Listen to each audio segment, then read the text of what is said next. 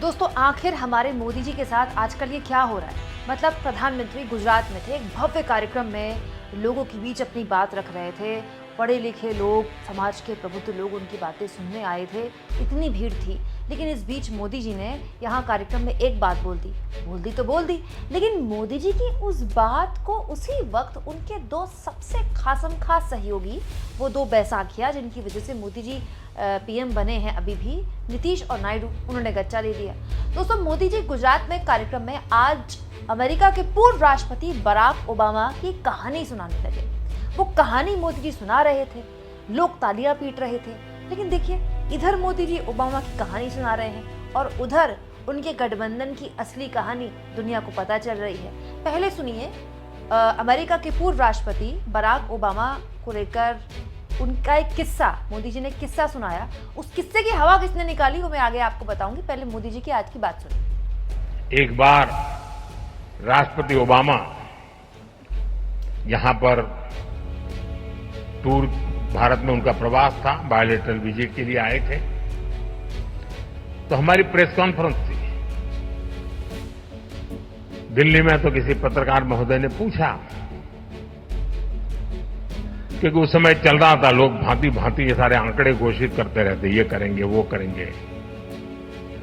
तो उन्होंने मुझे पूछा कि दुनिया में भांति भांति के देश बड़े बड़े टारगेट तय कर रहे हैं, क्या इसका दबाव है क्या आपके मन पर? और मैंने उस दिन जवाब दिया था मीडिया को कि मोदी है,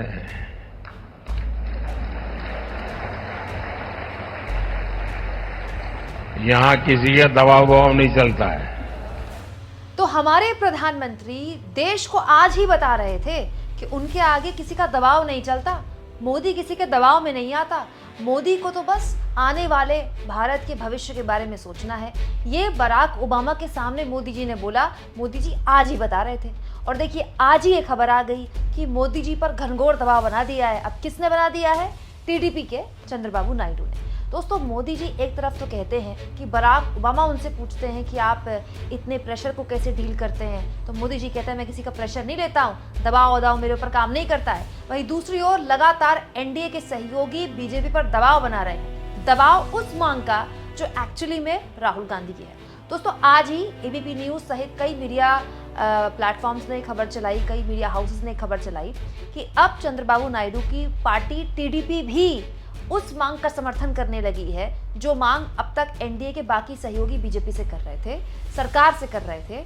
वो है जातीय जनगणना की मांग। जी हाँ दोस्तों, अब खबर आई है कि चंद्रबाबू नायडू की पार्टी टीडीपी भी सरकार पर दबाव बना कर कहना चाहती है और ये कह भी रही है कि जातीय जनगणना आप कराइए, जातीय जनगणना होनी चाहिए। इससे पहले दोस्तों, चंद्रबाबू नायडू की पार्टी से पहले नीतीश कुमार की पार्टी तो बहुत वक्त से मांग कर रही है। भाई नीतीश कुमार ने तो बिहार में जातीय जनगणना कराई भी है, तो वो तो राष्ट्रीय जातीय जनगणना के समर्थन में, बहुत पहले से समर्थन में है। इसके अलावा मोदी जी के एक और सहयोगी दल है अनुप्रिया पटेल, वो भी खुलेआम कह चुकी हैं कि जातीय जनगणना क्यों नहीं होनी चाहिए।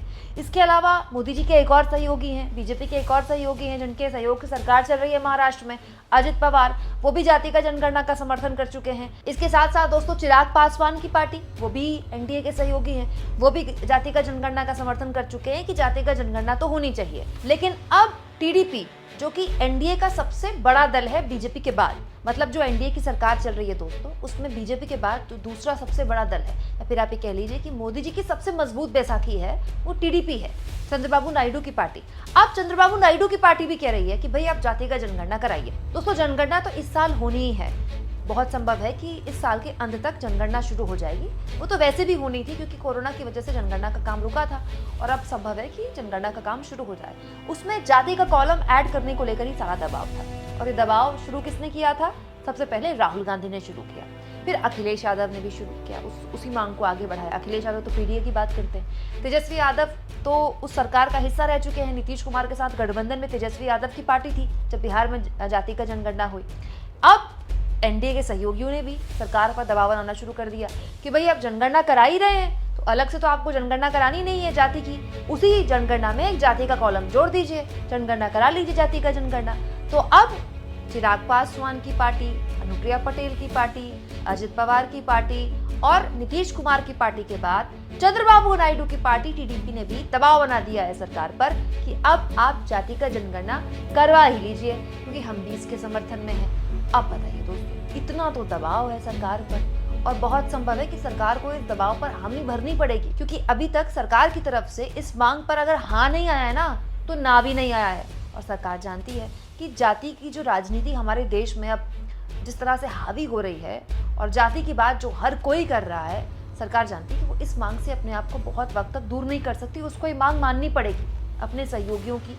और सब जानते हैं कि जब ये मांग मानी जाएगी तो मोदी भले ही कहें या मोदी सरकार भले ही कहें कि देखिए हम जाति का जनगणना करा रहे हैं, लेकिन कहा यही जाएगा कि राहुल गांधी के दबाव के आगे सरकार झुक गई, अपने सहयोगियों के दबाव के आगे सरकार को झुकना पड़ गया। क्योंकि अगर जाति का जनगणना के पक्ष में मोदी जी थे तो 10 साल में कभी भी करा लेते, लेकिन क्योंकि मांग राहुल गांधी की तरफ से सबसे पहले उठी थी और लगातार उठ रही है, पिछले 1.5 साल से राहुल गांधी जाति का जनगणना की मांग लगातार कर रहे हैं। अब तो खैर सब कर रहे हैं, लेकिन वो शुरुआत से कर रहे हैं। तो बताइए दोस्तों, इतना तो दबाव है, उसके बाद भी मोदी जी कह रहे हैं कि उन पर कोई दबाव वगैरह काम नहीं करता है। और जाति का जनगणना तो खैर जब होगी तब होगी। पिछले 3 महीने में मोदी जी खुद ही जानते हैं कि कितने भारी भरकम दबाव में कितने भारी भरकम फैसले सरकार को वापस लेने पड़े। सबसे पहला फैसला मतलब किसने सोचा था दोस्तों, वक्फ संशोधन बिल लेकर आई थी सरकार, लेकिन जेपीसी को देना पड़ा। पिछले 10 सालों में कभी ऐसा नहीं हुआ, लेकिन इस बार होना पड़ा क्योंकि टीडीपी ने दबाव बनाया था, सहयोगियों का दबाव था, विपक्ष का तो दबाव था ही। इसके अलावा ब्रॉडकास्ट बिल वो भी वापस लेना पड़ा, वो भी दबाव में लेना पड़ा। दोस्तों अग्निपथ को लेकर भी जानकारी मैंने आपको दी थी कि हो सकता है कि इसकी जो श्रेणी है अग्निपथ को परमानेंट करने की, अग्निवीरों को परमानेंट करने की, वो 50% कर दी जाए, जो कि अभी 25% है सेना में, मतलब 50% अग्निवीरों को पक्की नौकरी मिल जाए। इसके अलावा दोस्तों लेटरल एंट्री का मामला भी सबके सामने है, कैसे चिराग पासवान और नीतीश कुमार की पार्टी ने भर भर के विरोध किया। विपक्ष ने तो विरोध किया ही, सबसे पहले विपक्ष ने विरोध किया, फिर अपने सहयोगियों ने विरोध किया और 3 दिन के अंदर सरकार को कहना पड़ गया कि हम रद्द करते हैं, कोई ऐसी लेटरल एंट्री होगी नहीं। मोदी जी की तीसरी बार बनी इस सरकार ने अब तक केवल 3 महीने में कितने यू टर्न लिए हैं, इसे लेकर सुप्रिया शनेत ने बाकायदा प्रेस कॉन्फ्रेंस में इसकी लिस्ट बताई। पहला रिपोर्ट कार्ड का हिस्सा जो है वो नरेंद्र मोदी की यू टर्न सरकार, उसके बारे में चर्चा करेंगे। यू टर्न सरकार पिछले 100 दिन से चल रही है और यू टर्न करने को मजबूर इस देश के लोकतंत्र ने किया है, इस देश के विपक्ष ने किया है, इस देश के लोगों ने किया है। अहंकार अब नहीं चलेगा और यू टर्न सरकार को करना पड़ेगा। अगर आपका कोई गलत नतीजा देश के लोगों को कुप्रभावित करता है तो वो कानून नहीं बनेगा और आपको लगातार उस पर यू टर्न कराकर ही हम दम लेंगे। लैटरल एंट्री, जिसमें कि आरक्षण को ताक पर रखा गया और उसके बाद लैटरल एंट्री का प्रबंध किया गया, हमने आवाज उठाई, लोगों में आक्रोश हुआ, लैटरल एंट्री पे यू टर्न हुआ। कहते थे ब्रॉडकास्ट बिल लाएंगे, जो स्वतंत्र पत्रकार हैं, जो कठिन सवाल कुछ पूछते हैं, जो आईना दिखाते हैं, उनका मुंह बंद करने की, उनकी आवाज को दबाने की कोशिश होगी।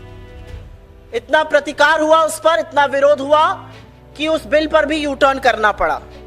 फिर बोला वक्फ बोर्ड बिल लाएंगे।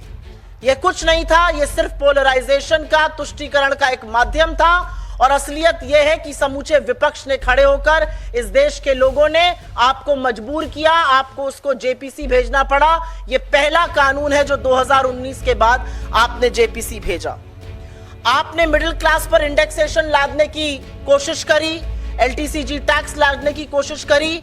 मिडिल क्लास का आक्रोश देखकर, विपक्ष की पहल देखकर आपको इंडेक्सेशन वापस लेना पड़ा।